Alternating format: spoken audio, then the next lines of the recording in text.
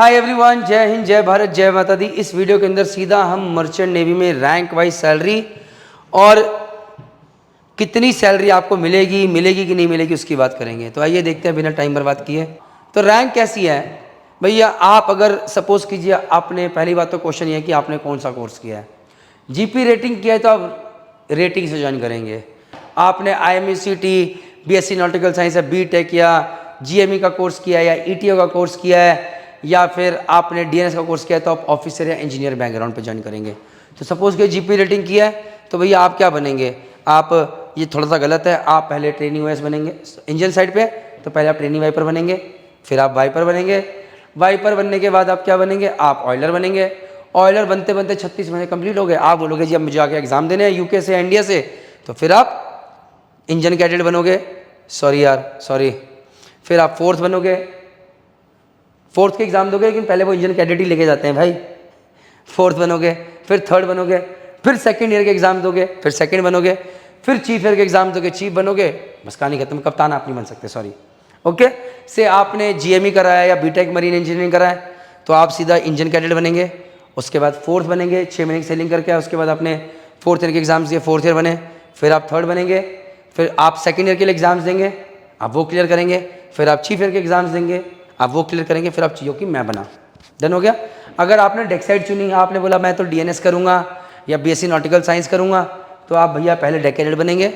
आप कैडेटशिप निपटाएंगे, 18 महीने या 12 महीने सेल करेंगे। आप एग्जाम क्लियर करेंगे, आप थर्ड ऑफिसर बनेंगे। फिर आप सेकंड ऑफिसर बनेंगे। फिर आप चीफ ऑफिसर के एग्जाम देंगे। फेज़ 1 फेज़ 2 बहुत सारे एग्जाम्स हैं, उनको क्लियर करेंगे, आप चीफ ऑफिसर बनेंगे। फिर आप एग्जाम देके कप्तान बनेंगे। अब देखो, चीफ इंजीनियर और कैप्टन की सेम सैलरी होती है लगभग, और लगभग सेम रैंक होती है, लेकिन जहाज पे एक ही बॉस हो सकता है, तो वो कप्तान को बोला जाता है। चीफ इंजीनियर और कैप्टन के अंदर, जहाँ पर जहाज के ऊपर बॉस ही है, लेकिन वहीं अगर एक चीफ इंजीनियर शिप से पोर्ट पे आ जाए तो वो सुप्रिंट बन जाते हैं, फिर वो उन 4 जहाज़ों के बॉस बन जाते हैं। शोर जॉब पे आके एक इंजीनियर के पास अपॉर्चुनिटीज ज़्यादा होती है, क्योंकि उनके पास एक डिग्री भी है, उन्होंने अलग तरह का काम करा हुआ है। डेक साइड पे थोड़ा चैलेंज होता है। सॉरी मैं भटक गया।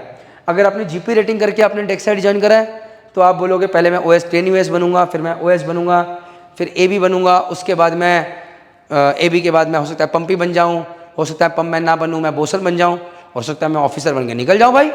ऑफिसर बन के स्ट्रेट अवे फिर डेक कैडेट, थर्ड ऑफिसर के एग्जाम क्लियर किया, फिर थर्ड ऑफिसर, फिर सेकंड ऑफिसर, फिर चीफ ऑफिसर के एग्जाम, फिर कैप्टन के एग्जाम। बट अगेन बहुत मेहनत चाहिए, बहुत हार्डवर्क करना है। तो देखो यार, जहाज किस तरह के होते हैं, बल्क कैरियर, कंटेनर या सूखा कार्गो कैरी करते हैं। ये थोड़ी इजी लाइफ होती है, यहाँ पे हार्डशिप्स थोड़े कम होते हैं, तो सैलरी भी कम है। ऑयल टैंकर खतरा ज़्यादा है, मैंने ऑयल टैंकर्स पे ज़्यादा सेल किया, बल्क कैरियर पे कम किया, सैलरी बढ़ गई। Gas tanker, more trained people required, promotions are slow, ये यहाँ कम लोग हैं, सैलरी बढ़ गई भाई। तो अगर तरीके से देखोगे तो कैडेट की सैलरी यहाँ पर $250 से $700 लगभग सेम रहती है, लेकिन जैसे आप थर्ड ऑफिसर या फोर्थ ईयर बने तो यहाँ पर लगभग सैलरी का थोड़ा फर्क हो जाता है। इनिशियल सैलरी लगभग सेम लिखी हुई है, बट फाइनल सैलरी का फर्क हो जाता है, 3200, 3800, 4500 भी जाती है। थर्ड ईयर बनते ही ये सैलरी में थोड़ा फर्क और बढ़ जाता है। लेकिन जैसे आप सेकंड इंजीनियर या चीफ ऑफिसर बनते हैं, यहाँ पर सैलरी $7,000 से $9,500 है, यहाँ पर $8,000 से $12,000 और यहाँ पर $10,000 से $15,000 सैलरी। और चीफ इंजीनियर या कैप्टन बनते ही ये सैलरी का फर्क देखिए कि यहाँ पर एक कप्तान या चीफ की सैलरी $9,000 से $11,000 है, यहाँ पर $10,000 से $15,000 पर मंथ, और गैस टैंकर पे $12,000 से $22,000, इवन $25,000 पर मंथ। लेकिन जैसे आप सैलरी देखते हैं तो चैलेंजेस भी हैं। गैस टैंकर पे 25,000 तक पहुँचने के लिए आपको प्रमोशन में टाइम लगता है, यहाँ पर प्रमोशन स्लो होते हैं। तो जिनको लगता है वो जीवन भर सेलिंग कर सकते हैं या कर रहे हैं या करना चाहते हैं, एक अच्छी अपॉर्चुनिटी है। मुझ जैसे लोगों को फास्ट प्रमोशन चाह के अपना कुछ करना था, बिजनेस करना था, शोर जॉब अपॉर्चुनिटी चाहिए थी, तो मेरे लिए ये सही था।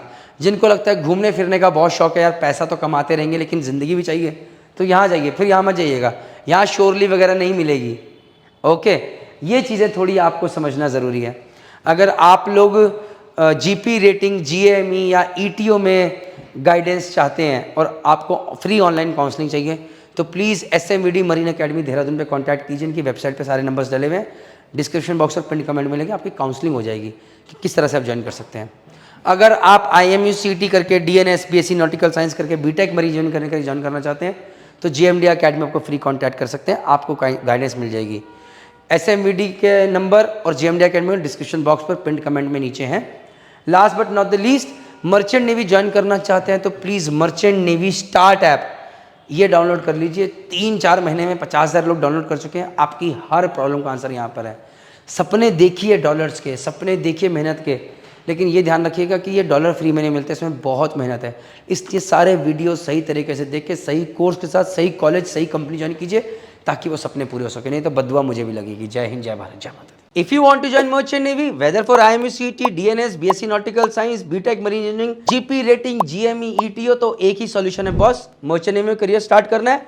Merchant navy start app, one stop solution, download now. जय हिंद, जय भारत, जय माता दी।